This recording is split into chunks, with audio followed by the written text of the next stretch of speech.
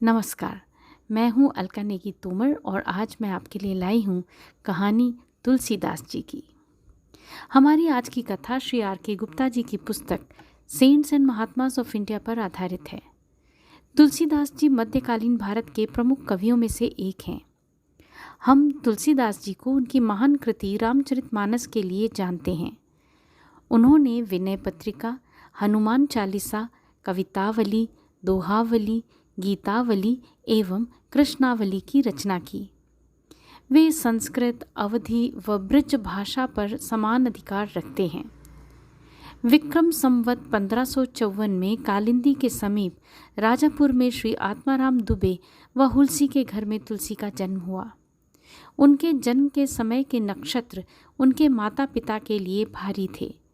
कहा जाता है कि जन्मोपरांत वे रोए ही नहीं, व जन्म के समय ही उनके मुख में 32 दांत थे। ये सभी संकेत अत्यंत अमंगलकारी माने गए।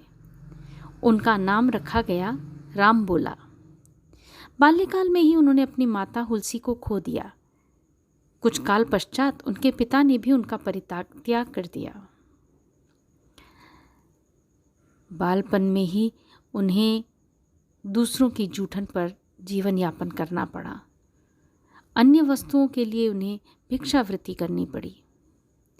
7 वर्ष की अल्पायु में ही स्वामी नरहरिदास जी ने उन्हें जनेऊ पहनाया व अपना शिष्य स्वीकार किया। इन्हीं से उन्होंने पहली बार राम कथा का श्रवण किया। रामबोला ने 5 वर्ष तक गुरु नरहरिदास जी के निर्देशन में ज्ञान अर्जन किया। तत्पश्चात वे काशी चले गए तथा यहाँ उन्होंने वेद वेदांत के अध्ययन किया। फिर वे यहाँ से चित्रकूट गए और 28 वर्ष की आयु में वे पुनः राजपुर लौट आए। यहाँ उनका विवाह एक अत्यंत सुंदर, गुणवान व ज्ञानी महिला रत्नावली से हुआ। रामबोला अपनी पत्नी पर आसक्त हो गए। एक बार उनकी पत्नी को अपने मायके जाना था। वे कुछ दिन वहीं रहने वाली थीं। रामबोला यह वियोग सहन न कर पाए और मध्य रात्रि बिना आंधी तूफान का विचार किए उफनती नदी पार अपने ससुराल जा पहुँचे। उन्हें देखकर रत्नावली न केवल चकित हुई वरन उन्होंने स्वयं को अत्यंत लज्जित भी अनुभव किया।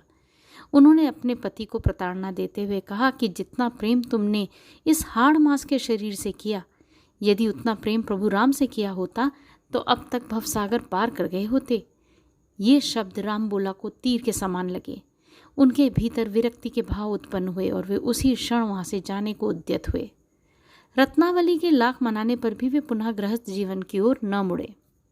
संन्यास ग्रहण करने के पश्चात तुलसी देश भर में घूमे। वे 14 वर्षों तक प्रयाग से जगन्नाथ, रामेश्वर, द्वारका और बद्रीनारायण घूमे। इसके बाद वे काशी में बस गए। यहीं उन्होंने रामचरितमानस की रचना की। मीरा, रहीम व तुलसी समकालीन कवि थे। वे एक दूसरे का बेहद सम्मान करते थे। जब चित्तौड़ में रहते हुए मीरा अत्यधिक कुंठित हो गईं तो उन्होंने तुलसी के संकेत पर चित्तौड़ छोड़ने का निर्णय लिया। रहीम और तुलसी भी आपस में पत्रादि से जुड़े हुए थे।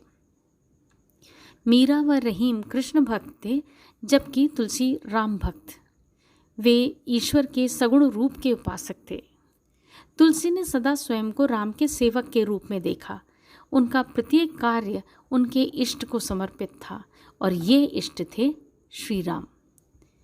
विक्रम संवत 1680 में रामबोला ने अपनी अंतिम श्वास ली। उन्होंने देह त्याग तो कर दिया, परंतु आज भी वे अपनी अमर कृति श्री रामचरितमानस में जीवित हैं। आज के लिए बस इतना ही। अगली बार फिर मिलेंगे एक अन्य कथा के साथ। तब तक आज्ञा दीजिए। नमस्कार।